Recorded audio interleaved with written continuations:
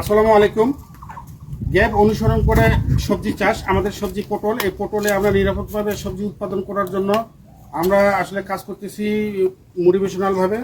জনাব মোহাম্মদ আফজাল হোসেন, উনি বিখ্যাত লিচু চাষি, যার মাধ্যমে আমরা লিচু বিদেশে রপ্তানি করি। তাকে আমরা হলো এই যে 1 একর জমিতে পটল চাষ করেছেন, এই পটল চাষে আমরা হলো নিরাপদভাবে সবজিটি উৎপাদন করার লক্ষ্যে গ্যাপ অনুসরণ করে যা যা করার আমরা সেই পদ্ধতি করার জন্য আফজাল সাহেবকে পরামর্শ দিয়েছি এবং তাকে আমরা অনেক হেল্প করতেছি অফিসিয়ালি। এইটা দেখেন যে pheromone trap, magic pheromone trap, ফলের যে মাছি পোকা আছে এই মাছি পোকা দমন করার জন্য আমরা ফেরোমন ট্র্যাপ স্থাপন করবো এখন।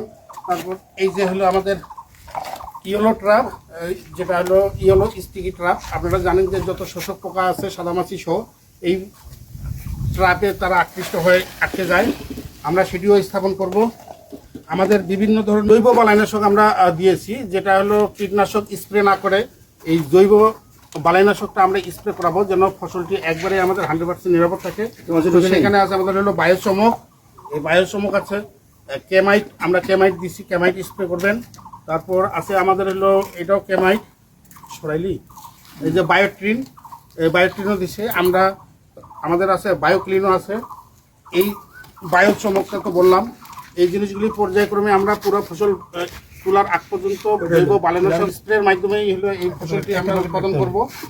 সকলেই দোয়া করবেন যেন আমরা এই ফসলটি হলো নিরাপদভাবে উৎপাদন করতে পারি কীটনাশক ছাড়া, এবং আমরা যেন ভোক্তাদের মাঝে নিরাপদ একটা ফসল প্রদান করতে পারি।